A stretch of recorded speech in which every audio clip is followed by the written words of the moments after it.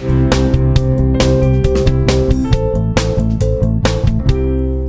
again, welcome to this week's episode of Utopia. First up, South Central Utah. Grand Staircase-Escalante National Monument provides one of the most radical and remote landscapes in America. Known for waterfalls, arches, and our favorite, slot canyons. And later in the show, we explore the worst places for oil extraction on the doorstep of a national park. Seems crazy, right? But first, here's our story on some of the most popular slot canyons in the state.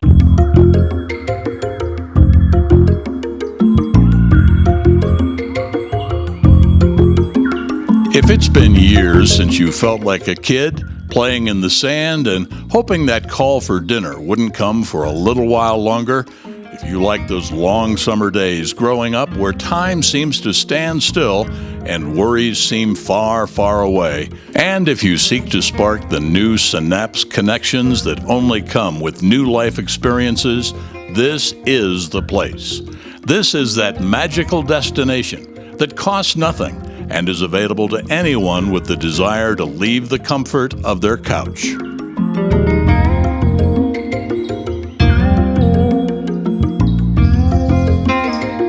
In South Central Utah, Grand Staircase-Escalante National Monument provides one of the most radical and remote American landscapes. Known for waterfalls, arches, and our favorite, slot canyons. Grand Staircase-Escalante National Monument protects over 1.8 million acres and was designated by President Bill Clinton back in 1996 using his authority under the Antiquities Act. That day, every American benefited.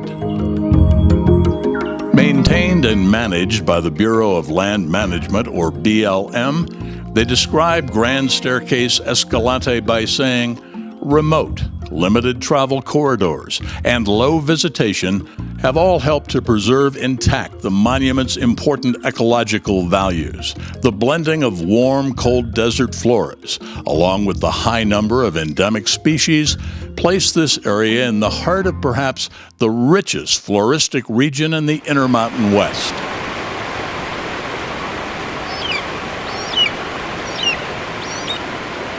Today, we visit a section of slot canyons within the Grand Staircase-Escalante National Monument, the Dry Fork section of Coyote Gulch, a tributary of the Escalante River.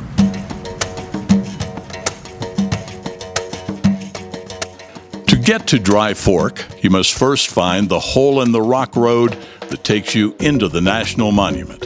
Drive down Hole in the Rock Road for 25.5 miles from its intersection with Highway 12. After 25.5 miles, you'll see a sign Dry Fork 1.7 miles.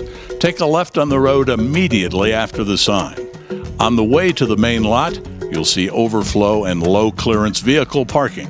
Keep going if you have a worthy vehicle with adequate clearance. Before you leave on your adventure, fill your pack with water. 1 gallon per person per day is the general rule. Also, protection from the sun, layers of clothing for easy thermoregulating adjustments, and a map are a must. If you dare go it alone, make sure you tell someone where you're going and when to expect you back. Strap on a pair of running shoes or water sandals. Hiking boots prove sturdier, but you will suffer if you encounter water, which is most of the time.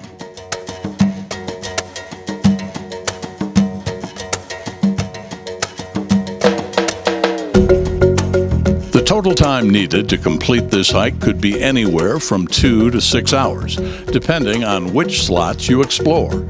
Follow the cairns down from the trail register into the canyon.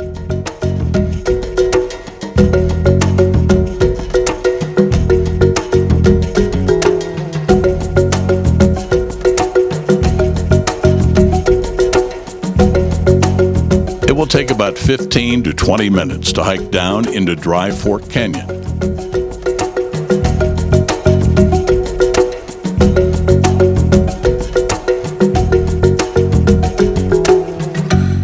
The The first opening you'll see on your left is the main fork of Coyote Up Canyon. This is the easiest hike, but still as beautiful as any hike you may ever experience, short of your most vivid dreams.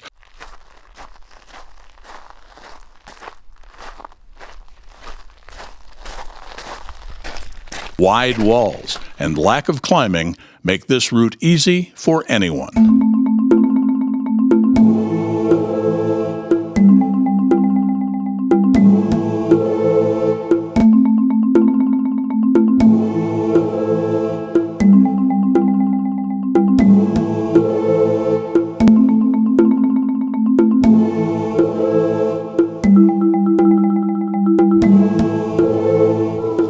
For more challenging and more rewarding slots, look for Peekaboo. A bit harder to find, the entrance is about 15 feet up a vertical wall. It's a little easier to find if it's busy, and you can witness the myriad methods that people choose to conquer this obstacle. If there are no people around, look for the steps carved into the wall and the ubiquitous pool of water that forms at the bottom of the trail. It's always nice to witness the spirit of cooperation and teamwork at this point in your adventure.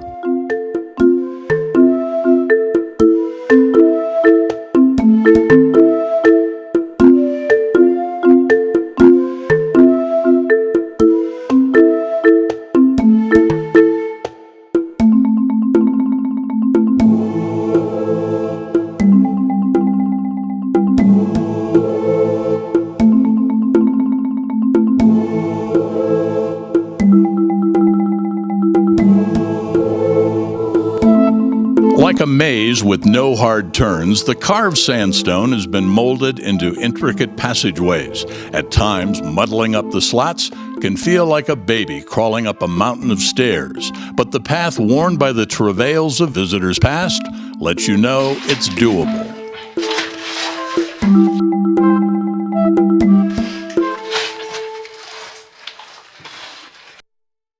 The hike up Peekaboo is about 30 to 40 minutes. When you exit the top, follow the cairns right as you exit Peekaboo. About a mile hike, you'll enter the top of Spooky.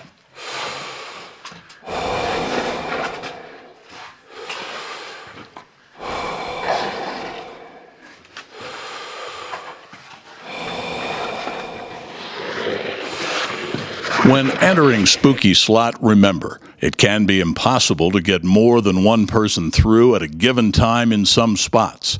So if you encounter people coming the other direction, you might have to make the magnanimous choice of backtracking to a wider berth. One thing is for sure. While Peekaboo may be the harder of the two slots physically, it's the tight spaces of Spooky that present a mental challenge. If you'd like a full-day hike, check out Brimstone Gulch farther down the canyon. It will take about 40 minutes from Spooky to get to the heart of Brimstone, and well worth the trip.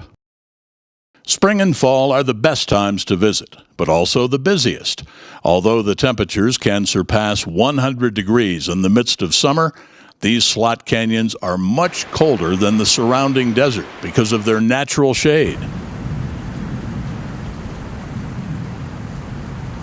Always check the weather forecast before heading out, because a rainstorm dozens of miles away can still result in flash flooding.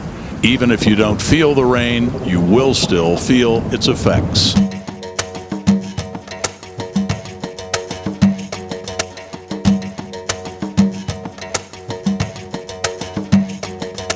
As with many of the most beautiful places on our planet, there is a real danger in loving these places to death.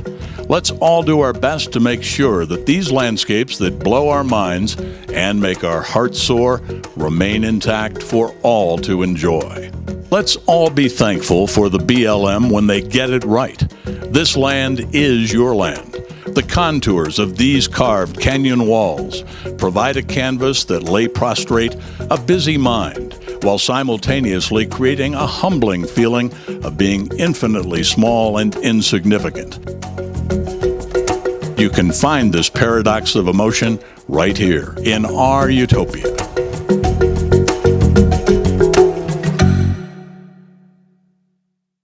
When George Mallory was asked why he wanted to climb Everest, He answered, because it's there.